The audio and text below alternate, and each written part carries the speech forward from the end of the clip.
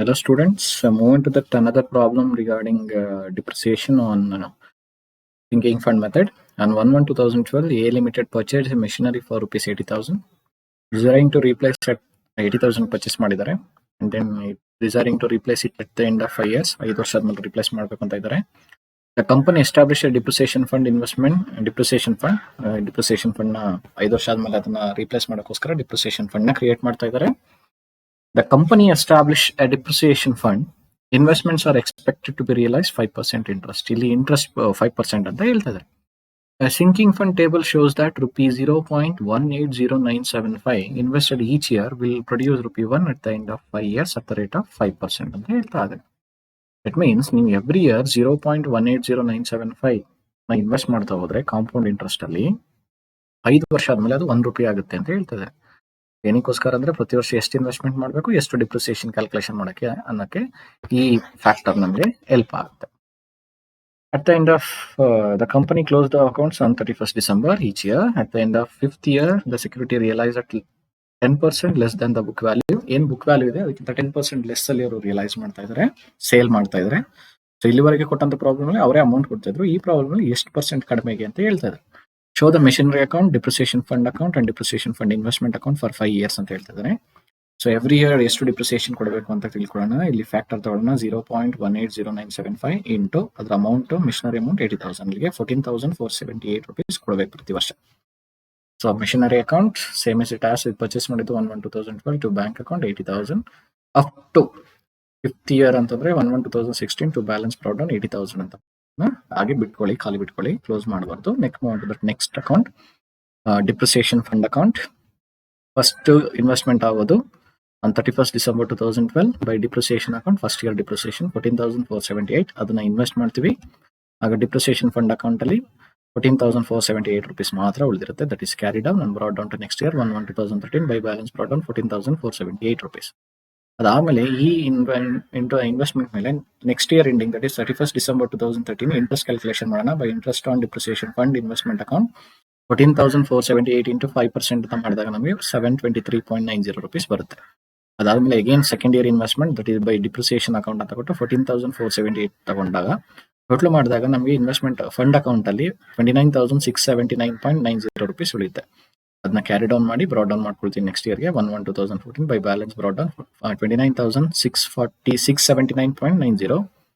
ಇದ್ರ ಮೇಲೆ interest calculation ಮಾಡೋಣ. ಇಯರ್ ಎಂಡಿಂಗ್ ಅಲ್ಲಿ 31st December 2014 by interest on depreciation fund investment account 29,679.90 into 5% ಅಂದಾಗ 1,483.99 ಆಗುತ್ತೆ.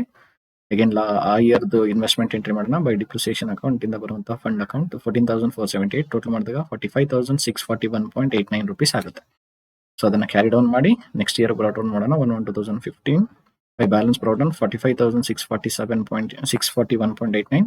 Again year ending 31st December 2015 by interest on depreciation fund investment account 5% on 45,641.89 that is 2,289.09 rupees ಆಗುತ್ತೆ. Again ಯಾವ fund depreciation fund ಇಂದ depreciation fund entry ಮಾಡೋಣ. Depreciation account 14,478 total ಮಾಡಿದಾಗ 52,401.98 ಆಗುತ್ತೆ.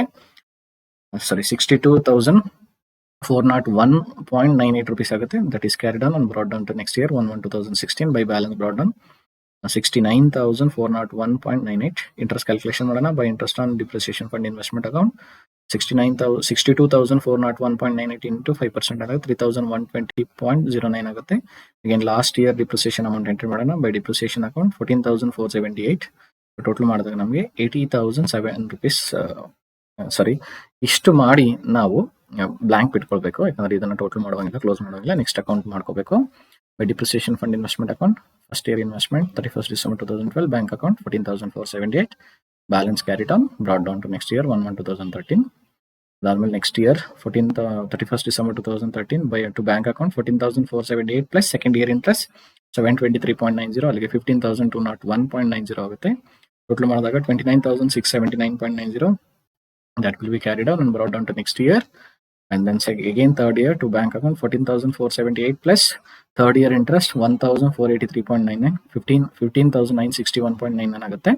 45,641.89 rupees investment account ಅಲ್ಲಿ ಇದೆ. ಅದನ್ನ ಕ್ಯಾರಿ ಡೌನ್ ಮಾಡಿ ಬ್ರಾಟ್ ಡೌನ್ ಮಾಡ್ಕೋತೀನಿ ನೆಕ್ಸ್ಟ್ ಇಯರ್ಗೆ ಅದಾದ್ಮೇಲೆ ಅಗೇನ್ 4th ಇಯರ್ ಇನ್ವೆಸ್ಟ್ಮೆಂಟ್ ಮಾಡಬೇಕು 31st December 2015 to bank account 14,478 plus 3rd year interest 2,282.09 total ಮಾಡಿದಾಗ 16,760 rupees 0.09 rupees ಆಗುತ್ತೆ. ಟೋಟಲ್ ಮಾಡಿದಾಗ 62,401.98 that will be carried on and brought down to last year 1/1/2015 to balance brought down 62,401.98 rupees ಇದೆ.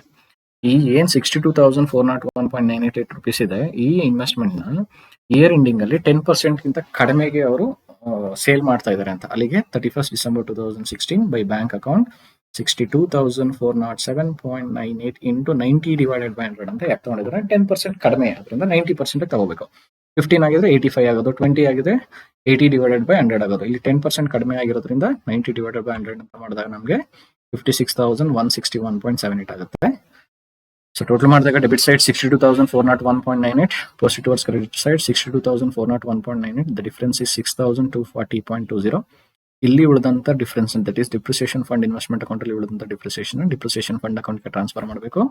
ಇಲ್ಲಿ credit balance ಉಳಿದಿದೆ, ಇಲ್ಲಿ debit balance ಆಗುತ್ತೆ ನೋಡಿ. 31st December 2016 to depreciation fund investment account 6,240.20.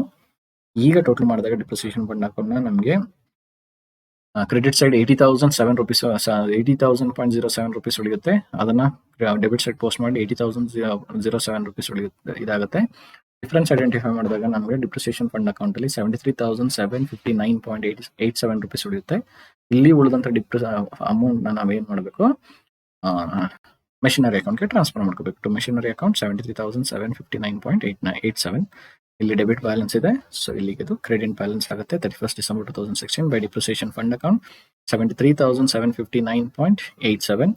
Total ಮಾಡಿದಾಗ ನಮಗೆ debit side 80,000, credit side 80,000, difference is 6,240.13 rupees ಉಳಿಯುತ್ತೆ. ಇಲ್ಲಿ ಏನೇ ಉಳಿದ್ರು ಬ್ಯಾಲೆನ್ಸ್ ನಾವು profit and loss account transfer ಮಾಡ್ತೀವಿ. By profit and loss account ಅಂತ ಎಂಟ್ರಿ ಮಾಡಿ 6,240.13 rupees ನ ಪ್ರಾಫಿಟ್ ಅಂಡ್ ಲಾಸ್ ಅಕೌಂಟ್ಗೆ ಟ್ರಾನ್ಸ್ಫರ್ ಮಾಡಬೇಕಾಗುತ್ತೆ. So like that we have to prepare this accounts line sinking fund method, that is depreciation account, depreciation fund investment account, machinery account, depreciation fund account, depreciation fund investment account. So thank you for watching this video. Thank you.